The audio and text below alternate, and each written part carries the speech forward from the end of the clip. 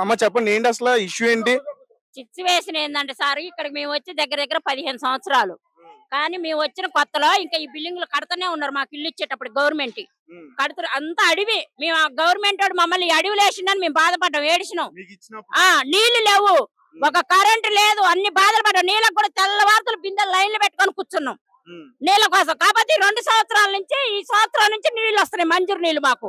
హ్మ్. అంత ముందు నుంచి ఎన్ని సంవత్సరాలు నీళ్ళకి లైన్ ఒక్కొక్క రమ్ము వచ్చి 100 రూపాయలు పెట్టుకున్నాం. ఈ రమ్ము పెట్టి 100 రూపాయలకు నీళ్లు కొన్నాం ట్యాంకర్లలో. హ్మ్. అన్ని బాధలు పడుకుంటా మేము అప్పటి నుంచి కట్టుకున్నాం. ఇది ఇచ్చింది గింత రూము, గవర్నమెంట్ వాడు ఇచ్చింది గింత రూమ్. ఈ రూమ్ కూడా చూసుకోండి వచ్చి. హ్మ్. అయితే ఈ పక్కన ఇదే షాప్ అద్దు ఇట్లేదు, ఇదే కూలగొట్టింది. హ్మ్. ఈడ గింత షాపు లెక్క పెట్టుకొని ప్లాస్టిక్ సామాను, ప్లాస్టిక్ సామాను చిన్న ఏయో అమ్ముకొని అమ్ముకుంటున్నాం, అమ్ముకొని బతుకుతున్నాం. హ్మ్. మా భర్త చనిపోయింది, పిల్లలు జల్లలు. మరి ఇట్లా బతుకుతున్నప్పుడు నీకు రోడ్డు ఇంత గవర్నమెంట్ వేసిన రోడ్డు ఇదంతా సరిపోద్ది రోడ్. ఇదంతా ఉంది రోడ్డు. హ్మ్. మరి ఆడ ఉంది. నువ్వు అపార్ట్మెంట్ వాడికి అసలు మా దాంట్లో నీకు స్థలం లేదు. హ్మ్. ఇది లేబర్ ఇల్లు అన్నావు, లేబర్ లెక్క అన్నప్పుడు నువ్వు లేబర్ రోడ్డు దాంట్లోకి రావద్దు. కాకపోతే మేము ఏంటంటే పోని అనుకొని వదిలేసాం. మీరు ఇంత కాడికి తెస్తారు అనుకోని వదిలేసాం. మిట్రో పడ్డాక బైపాస్ రోడ్డు పడ్డాక నువ్వు మాకు పెద్ద రోడ్డు కావాలి, 40 ఫీట్లు కావాలి, 30 ఫీట్లు కావాలంటే అట్టించి వస్తుంది సార్ చెప్పండి మీరు. నీకేమైనా అభ్యంతరం ఉందా? మరి ఇప్పుడు 30 ఫీట్ల రోడ్డు కావాలన్నావు, మరి అది కూడా 30 ఫీట్లు తీయాలిగా, తీయాలా వద్దా? మరి ఆ మూల మీద కూడా 30 ఫీట్లు తీయాలిగా. ఆడ కూలగొట్టలే అంటే వాళ్ళ దగ్గర లంచాలు తిన్నాడు గవర్నమెంట్ వాడు, అంతే కదా. వాళ్ళ దగ్గర లంచాలు తిని మా దగ్గర లంచాలు తినలేదు కాబట్టి 4 కొట్టిపోయినావు నువ్వు. లంచాలు ఇవ్వలేరు కదా. అదే 4 కొట్టిపోయినావు. అక్కడ తీసుకున్నావు, ఇక్కడ మరి ఇక్కడ చెట్లు కదిలిచ్చిపోయావు, అక్కడ చెట్లు కదిలిచ్చిపోయావు. ఇప్పుడు కార్లు పోవాలంటే ఈ పోలు మించుకెళ్ళిపోతాయి సార్, ఒకసారి ఆలోచించండి. ఇప్పుడు ఇది అద్దు, ఇప్పుడు నిలబడేది షాప్ అద్దు, మరి కారు మీద దీని మీదకి వెళ్ళిపోతుందా? నీకు ఇన్ని ఫీట్లు కావాలంటే మాకు ఇన్ని కావాలి. అయినా ఒక నోటీస్ కూడా మాకు రాలేదు, నీకు ఏం అధికారం అది కూలగొట్టాలని. కనీసం సామాన్ తీసుకునేదాకా కూడా ఆగమైతే నువ్వు గవర్నమెంట్ వాడివి. మిషన్లు బాయ్, లక్షల మిషన్లు బాయ్, సామాన్లు లాస్ అయిపోయి, అన్ని లాస్ అయిపోయి, ఎట్ట బతకాలి మేము చెప్పండి మీరు ఒకసారి. మరి అది 30 ఫీట్ల రోడ్డు తీయకుండా మీరు ఆడబెట్టి కూలగొట్టి ఇది కూలగొట్టేసి గిత చెట్లు కదిలిచ్చి వెళ్ళిపోయారు. మరి మేము ఎట్ట ఊరుకుంటాం? అందుకని ఇది బంద్ చేశాం సార్. అది కూడా 30 ఫీట్లు తీయండి, 7 దారి వదులుతామని బంద్ చేసుకొని కూర్చున్నాం. కొత్త నుంచి అన్నం లేదు, 10 కాంచి పచ్చి మంచినీళ్ళు పోసుకుంటే అంత తొట్టు పెట్టు మాకు. న్యాయం చేస్తే అందరికీ ఒకే రకంగా న్యాయం చేయాలి, ఒకే రకంగా న్యాయం చేయాలి. చేయకపోతే మాత్రం మేము ఊరుకోం, గోడ కట్టేసుకుంటాం. అక్కడ కూడా 30 ఫీట్లు తీయాలి. అక్కడ ఇప్పుడు 2 బిల్డింగ్లు ఉన్నాయి. రోడ్డు ఎంత ఉంది? ఆ నుంచి ఇడుకుంది ఒక బస్సు వస్తుంది, ఒక బస్సు వస్తుంది. ఆ 2 బిల్డింగ్లు గోల కొడతావా నువ్వు? గవర్నమెంట్ వాడు కట్టాడు, మాకు ఇచ్చాడు. నీకు ఇచ్చాక నీకు అధికారం లేదు. ఇంకా నువ్వు అమ్మ అయ్యా బాబా నువ్వు తీసుకోవాలి. ఇప్పుడు నువ్వు కూలగొట్టినంత మాత్రాన్ని నీకు ఈ స్థలం ఇయ్యం మేము. రమ్ములు పెట్టుకుంటాం, సామాన్లు పెట్టుకుంటాం, నెట్టుడు బండ్లు పెట్టుకుంటాం, మేము పార్కింగ్ ఏరియా కదా ఇది. అన్ని పెట్టుకుంటాం. మేము ఏదో మేము బతుకుతారు కోసం మా బిల్డింగ్ వాళ్ళు బతిలాడుకొని అమ్మ మేము బతకాలని వాళ్ళ బైకులు ఆడ ఒకసారి పెట్టుకున్నాను, ఏదో కట్టుకున్నాం పెట్టుకున్నాం. మా బిల్డింగ్ లో మేము ఏదో సర్వ హక్కులు మీకు ఉంటాయి, ఎందుకంటే ఇందులో మీకు ఉంది కాబట్టి అట్లా చేసుకున్నాం. ఇప్పుడు నువ్వు కూలగొట్టంగా నీకు ఇస్తావా? మేము ఇయ్యం కదా. మేము అంతే కదమ్మా, ఇప్పుడు మీ పార్కింగ్ ప్లేస్ కదా ఇది. మేము అన్ని పెడతాం, అవసరమైతే ఒక నిలబడ్డ కాడికి కూడా పెట్టుకుంటాం. ఇప్పుడు మేము ఈ షాపు కట్టుకున్నామని మేము సామాన్ చదువుకుంటే మా పిల్లల బండ్లు అక్కడ పెట్టి బండ్లు చదువుకునేటోళ్ళం, దూరం పెట్టి బండ్లు చదువుకునేటోళ్ళం. నీకు ఇంత ట్రాఫిక్ అడ్డం లేకుండా మేము ఏం చేసేవాళ్ళం. ఎవరన్నారు లేబర్ మనుషులు? లేబర్ మనుషులు మమ్మల్ని లేబర్ మనుషులని అంటారండి, లేబర్ మనుషులు అంటారు సార్, లేబర్ కాలనీ అంటారు. పేరు చెప్పండి సార్. అపార్ట్మెంట్ లో మాకేం తెలుస్తుంది సార్? అపార్ట్మెంట్ లో అందరూ అంటారు లేబర్ కాలనీ అంటారు సార్. లేబర్ కాలనీ వెళ్ళకుండా పనులు అవ్వవు కదా సార్. లేబర్ కాలనీ అంటే ఈ లేబర్ వాళ్ళు వెళ్ళి వాళ్ళకి ఇంటికాడ గిన్నెలతో ఉంటాను కదా, వాళ్ళు బతికి వెళ్తుంది. మేము చేసి మేము బతికితే వాళ్ళం, మా ఇలా కూలగొడితే మేము బతికి. 2 పిల్లలకి భార్య భర్తలకి ఇల్లు సరిపోద్దా సార్? అపార్ట్మెంట్ లో బాత్రూమ్ అంత రూములు మై, ఆ రూములు అలా చేసేస్తాం. మేము ఏదో రూము వేసుకున్నాం, ఎక్స్ట్రా రూము. మేము ఏదో పడేటప్పుడు వీళ్ళు వచ్చి పొద్దున్న పోలీసులు వచ్చి కొట్టి. ఇప్పుడు మాది లేబర్ కాలనీ అన్నావు, మంజూరు నీళ్ళ కలెక్షన్ మా దాంట్లో నుంచే తీసుకున్నావు. నువ్వు అపార్ట్మెంట్ లేబర్ నీళ్ళు తీసుకున్నావు నువ్వు లేబర్ ఓడివేగా.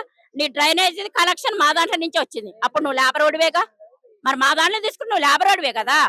మరి నువ్వు మమ్మల్ని లేబర్ ఓడి అన్నప్పుడు నువ్వు లేబర్ కాలనీ రోడ్లు వెళ్తున్నావు, నువ్వు లేబర్ ఓడివి. మమ్మల్ని లేబర్ అన్నప్పుడు నువ్వు కూడా ఇళ్ళ నుంచి వెళ్తున్నావు, నువ్వు లేబర్ ఓడివే కదా. చెప్పండి మీరు కూడా ఒక ఆలోచించండి. ఇప్పుడు ఈ విషయం వాళ్ళు ఇలా అన్నప్పుడు మరి ప్రభుత్వం దృష్టికి మీరు తీసుకెళ్లే ప్రయత్నం చేశారా లేదా? ఎన్నో చెప్పాం, ఎన్నో లెటర్లు పంపించాం, ఎన్నో చేసాం, ఎంతమంది వీడియోలో చెప్పాము, ఏం లేదు.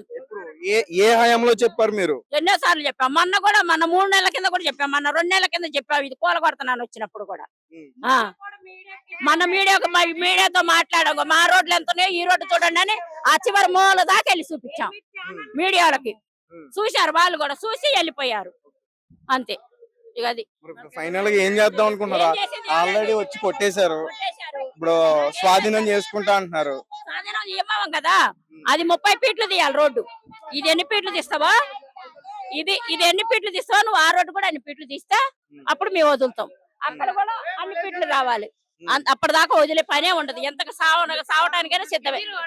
అదే అదే మామూలుగా మా ఇల్లుకి మా పిల్లలు ఆడుకోవడానికి మా ఉండటానికి అంతే. ఇది ఆడొచ్చి రోడ్డు, ఇది రోడ్డు మెయిన్ రోడ్డు అంటే కుదరదు. మాకు కూడా బస్సులు, స్కూల్ బస్సులు వెళ్తే మా పిల్లలు ఎక్కడ ఆడుకోవాలి సార్? మీ పిల్లలు అపార్ట్మెంట్ లో పెద్ద పెద్ద రూములు, పెద్ద పెద్ద బిల్డింగ్లు వేసుకున్నారు, లోపల మా పిల్లలు ఎక్కడ ఆడుకోవాలి? మా పిల్లలు ఎక్కడ మసలు వేసుకోవాలి? అది కూడా ఆలోచించాలి కదా.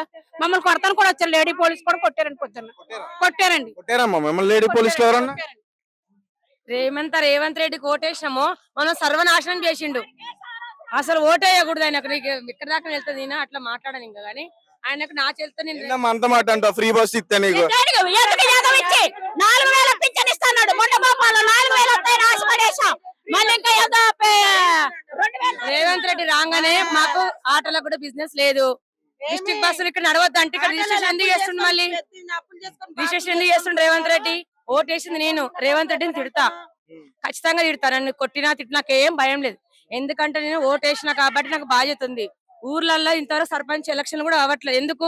రేవంత్ రెడ్డి వచ్చి చెప్పులతో కొడతామంటారు ఊర్లలో. ఎందుకంటే ఆయన ఫ్రీ బస్ అంటున్నాడు కదా. ఈ విషయాన్ని ఎప్పుడన్నా ఒక నిమిషం, ఈ విషయాన్ని ఎప్పుడన్నా ఇప్పుడు ప్రజావాణి కార్యక్రమం అని ఒకటి పెట్టారు కదా, మీకు ఐడియా ఉందా? ప్రజావాణి కార్యక్రమం అక్కడికి వెళ్ళాను ఇన్ఫార్మ్ చేశారా? అన్న పత్రాలు ఇవ్వడం మాకు తెలవదు, మాకు అది తెలవదు. రేవంత్ రెడ్డి వస్తే మాకు అన్ని బాగా చేస్తాడంటే పాపం ఆ కాంగ్రెస్ తెలుగు కేసీఆర్ ని గెలిపించినా మాకు న్యాయం జరిగేది. కేసీఆర్ ని గెలిపిస్తే ఏంటి ఫైనల్ గా ఇప్పుడు ఈ రోడ్ ని అయితే కంప్లీట్ గా క్లోజ్ చేద్దాం ఫిక్స్ అయ్యారా? బ్రదర్ చెప్పండి, ఏంటి రోడ్డు ఇప్పుడు దీన్ని తీసే ప్రయత్నమే లేదు అసలు కంప్లీట్ గా? మరి ఇప్పుడు మీరు అటువైపు వెళ్ళాలంటే ఎట్లా? తీయమనట్లేదు. బాచ్పల్లి మియాపూర్ లైన్ క్లియర్ చేసుకున్నారు వాళ్ళు. రోడ్డు కాకుండా లోపల ఎవరు కొట్టారు, వాళ్ళ ర్యామ్స్ వదిలేశారు. చెట్లే ఓన్లీ ఇక్కడ కూడా కొట్టారుగా, కొట్టలేదని చెప్తున్నారు. కొంచెం ఈ దాటి మీరు చూడండి, వాళ్ళ కాళ్ళకి ర్యామ్స్ ఉంటాయా? ఈ రోడ్ ఎంత వెడల్పు కావాలనుకుంటున్నారు, అది కూడా అంత వెడల్పే ఉండాలి కదా. వాళ్ళకొక రూలు మాకొక రూలు ఎంతవరకు కరెక్ట్ అసలుకి? అంటే మేము పేదోళ్ళమని మా మీద మొత్తం దౌర్జన్యం చూపిస్తున్నారు అంతే కదా. అసలు చూడండి, అసలు ఏమైనా ఉన్నాయా? మా మొత్తం గోడ కూడా కూలిపేసే పరిస్థితి. ఇంట్లో పెద్దవాళ్ళు ఉన్నారు, వాళ్ళని చూసుకుంటామా లేకపోతే పిల్లల్ని చూసుకుంటామా? ఇటు వచ్చి రోడ్డు మీద పడతామా? చూడండి, మీరు చూస్తే మీకు అర్థం కావట్లేదా? మాకు ఇళ్ళ వరకు రోడ్డు కావాలంటున్నారు. ఇది ఎంత వెడల్పు ఉంది చూసారా? ఇది అసలు ఇది న్యాయమైన అసలు ఎంతవరకు న్యాయం అనిపిస్తుంది మీరే చూడండి. ఇది అసలు కరెక్టేనా? ఇక్కడ ఇంత వెడల్పు వాళ్ళకి ఈ రోజు 30 ఫీట్ రోడ్ కావాలంటే సరే అని చెప్పి వచ్చి కూల్పేశారు. రేపు పొద్దున్న 40 ఫీట్ రోడ్ కావాలని వాళ్ళు అడిగితే మాకు ఇల్లు కూడా కూల్ చేస్తారు. మాకు ఇంకా ఏం ఉండదు. మేము ఇప్పుడు రోడ్డు మీద పడ్డాం, ఇంకా రోడ్డు మీద మేము బతకాలి. ఒక విషయం అర్థమైంది ఏంటంటే, ఇప్పుడు షో కేస్ కోసం ఇలాంటి ఆర్చులు కావచ్చు, అంటే రోడ్డు పక్కన మాత్రం చిన్న వ్యాపారాలు పెట్టుకోకూడదు. మాకైతే అదే కనిపిస్తుంది. మరి మీకేం తెలుస్తుంది? మీకేం అర్థమవుతుంది? మధ్యలో ఉన్నట్టుంది అది. రోడ్డు మధ్యలో ఉంది. మీకు తెలుస్తుంది కదా ఈ రోడ్డు వెడల్పు ఎంత కావాలి. మీకు రోడ్డు వెడల్పు కావాలన్నప్పుడు కొలుసుకోండి. మేము అంతకంటే కూడా మేమేమన్నా దాటి వస్తే మీరు మమ్మల్ని ఏం చేసినా మేము భరిస్తాం, మేము తట్టుకుంటాం.